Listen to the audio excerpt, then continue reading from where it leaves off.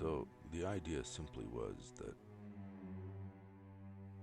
it's a lot easier and quicker for this mouth to speak something than for these two fingers to type something. And certain parts of the mind may not come so much into play when the words come directly out the mouth as when they have to go through a keyboard.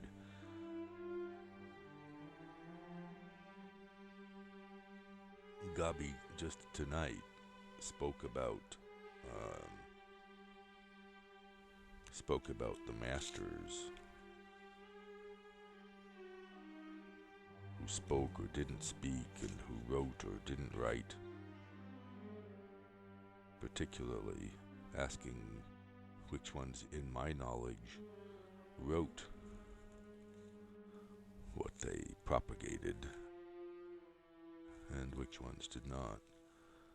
The thought of trying out the recording process here then arose since Gabi's sleeping alone, and I have a habit of holding conversations with her in my head when she's asleep.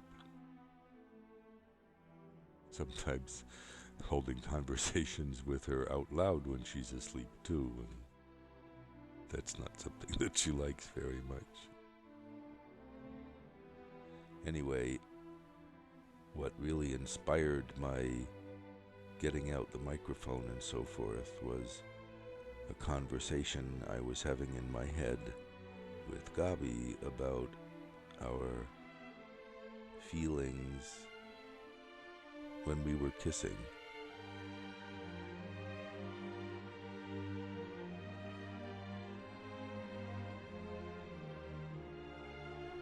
This mind came up with something about how what happens between us, between Gabi and me, at times,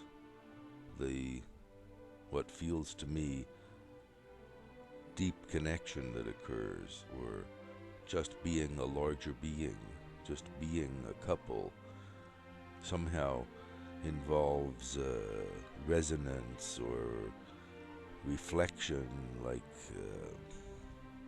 laser reflections or something, building up to something that's very intense.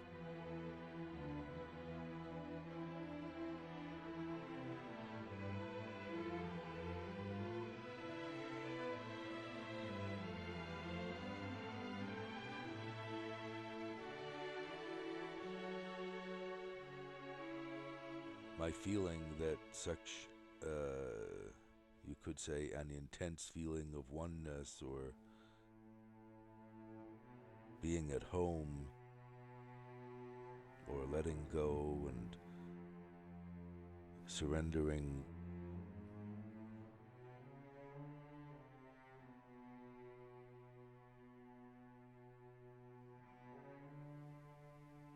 whatever it is, it feels like it can only happen when there's two people in love doing that.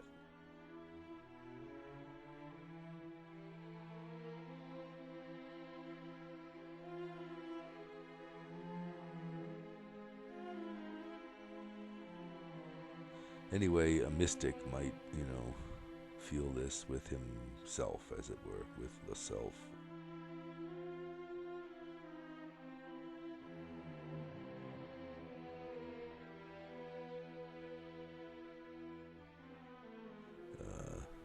It may just be a matter of losing the self momentarily or something, I don't know, losing the individual self somehow, or expanding it, or it expands, or who knows.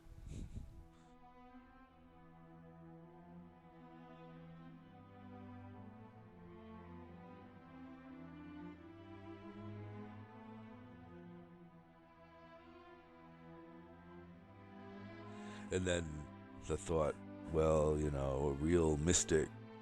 This question from Larry Kushner, am I a mystic or not? You know, at least I talk about it, or whatever. But then it's, you know, it's just a concept, so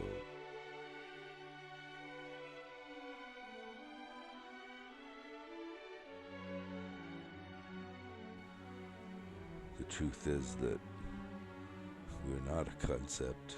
Whatever we are, we're not a concept.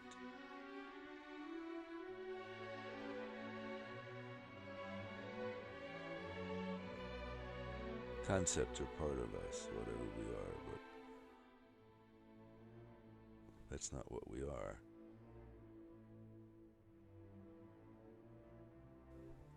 But it's interesting for me at the moment just to see what happens, and it's inspired, as I said, by Gabi bringing up the question of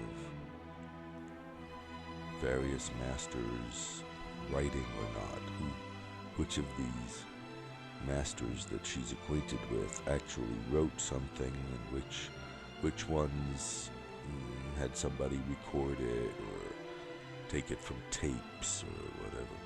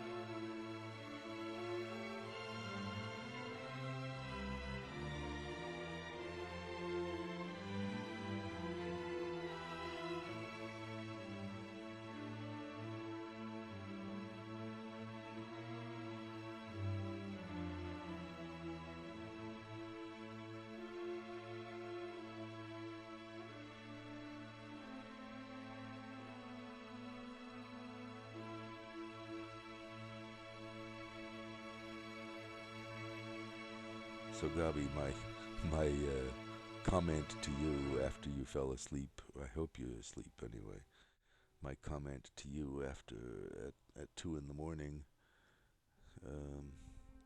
is simply that what I feel at times, I'm clear, cannot be just me, just Paul feeling something. There's something much deeper going on. I just know it. It's not always there, but when it's there between us, there's nothing more that's needed. That's you know, it's simply, there's peace and completeness. And I think it's something like what the mystic sometimes feels in the self.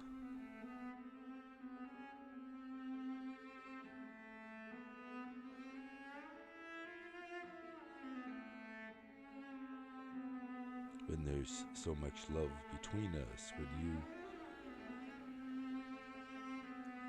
when you radiate some love for me, Gabi, then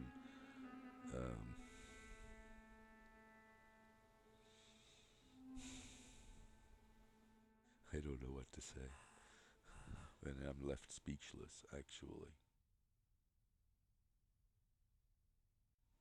I think that's the truth.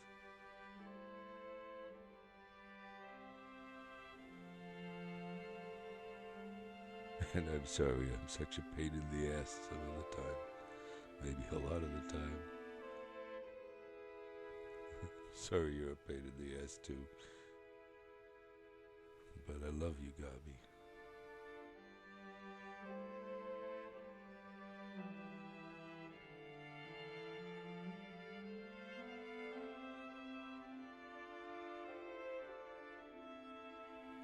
I may be nothing more than a love addict or something like that, but when there's that love between us, Gabi, there's nothing to say.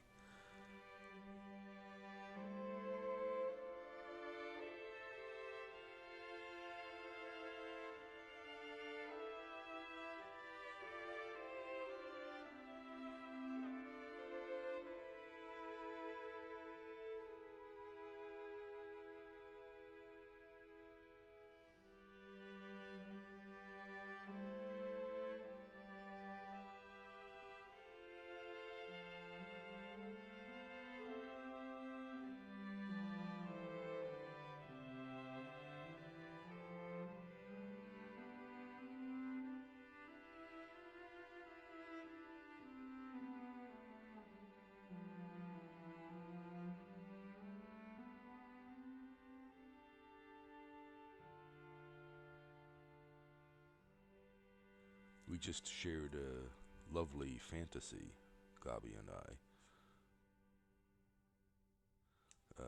The fantasy that she might be pregnant, and what then kind of fantasy.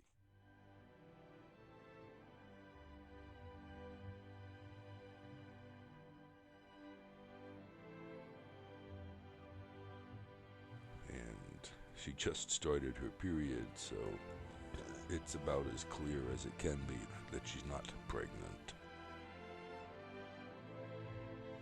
The fantasy itself lasted for several days and was interesting as we looked at how we felt.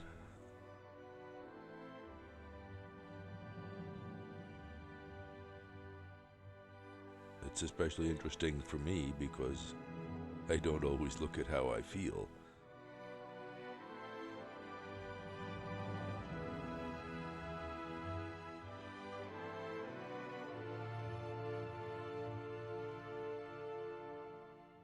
And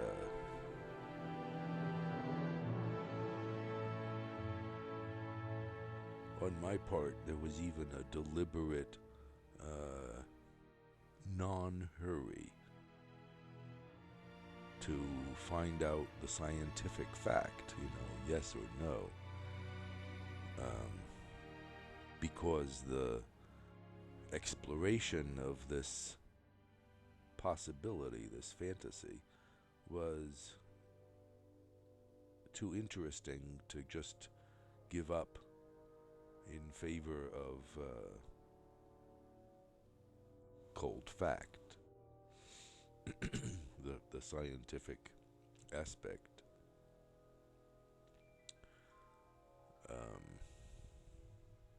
And we both felt positively about bearing a child, having a child together, and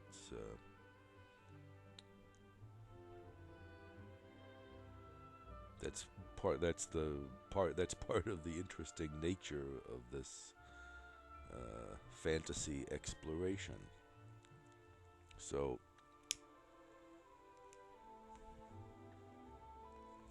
towards the end of the fantasy, that is toward close to the time when later on Gabi had bleeding, presumably her period, I got clearer that the scientific fact of something is not A, the only part, or B, the most important part, when actual feeling and experience of living are taken into account.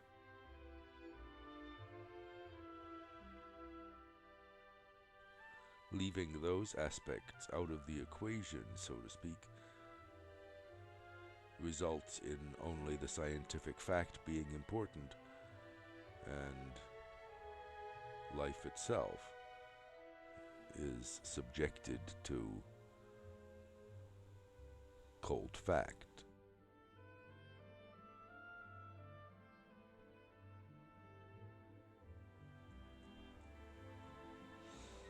Which I think speaks for itself.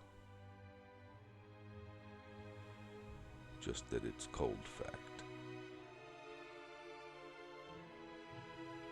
And to some extent we thrive on warmth.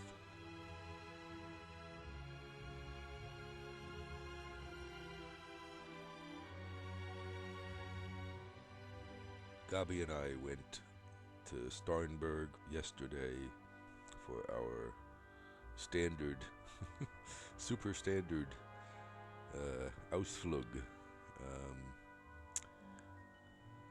Too late for swimming, maybe a little cold too, I don't know, but too late for swimming, and even the feet didn't get into the water, but we shared Wiener Schnitzel and Kaiserschmarren at the restaurant by the sea that is really super about these things. I called the I renamed the chef Herr Oberschubeck just because his stuff is really very good. Both the Wiener Schnitzel and the Kaiserschmarrn are super. And then we walked our standard walk to the steps of some Kurort or something, and back again along the water. And there were two interesting sunsets going on at once, one of which looked like an opening into heaven.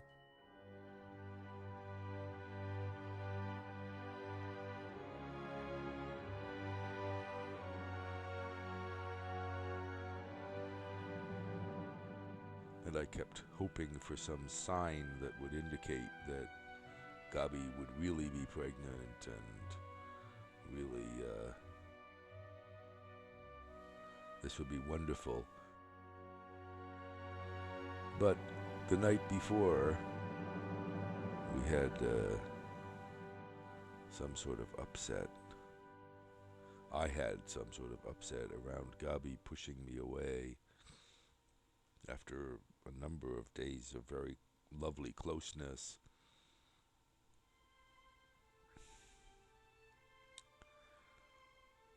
And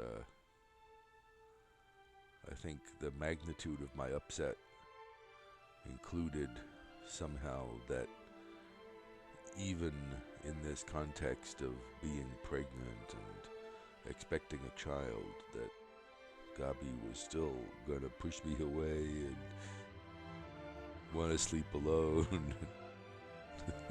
All these things that I hate. And some of my attachment to the idea of her being pregnant, of course, had something to do with attaching her to me. If I'm the father of the child she's bearing, then I'm of special importance. You know. And somehow it even consoled me, the thought that in the next retreat, where Gabi may follow history and fall in love with some guy, the fact that we're not married, Gabi and I, would be somehow eclipsed by the fact, the wished for fact that she was pregnant with my child, and this, with our child, and this would somehow protect me from the phobia or whatever that I have about sharing her with another man, or having another man, or even masculinely oriented other women.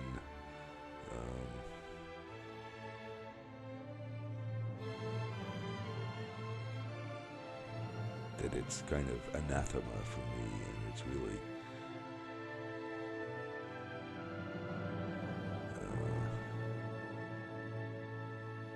well, it prevents a lot of free expression of Gabi, but some of this free expression I don't want to have happen in my life, and that's. But to her great credit, Gabi has grown in this and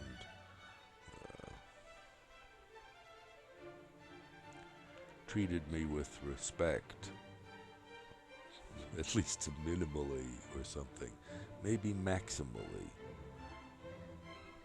So there is at heart or at base something that I do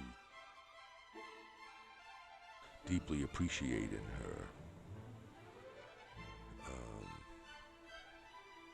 which leads me in the direction of believing that I needn't worry so much about being betrayed. As much as I do, anyway. I don't know why, but it's there.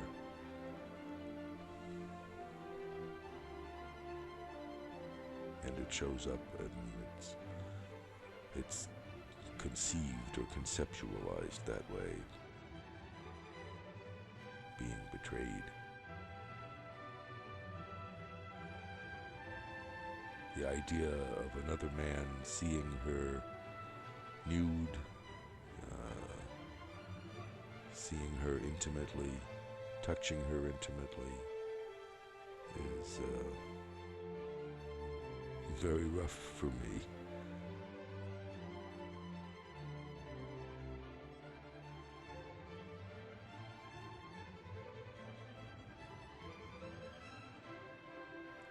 In a way, I would rather have more than one woman.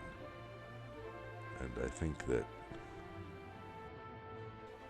the greatest part of my reluctance to pursue that path is fear of losing Gabi, and fear of her, fear of my feelings around her having an affair with another man.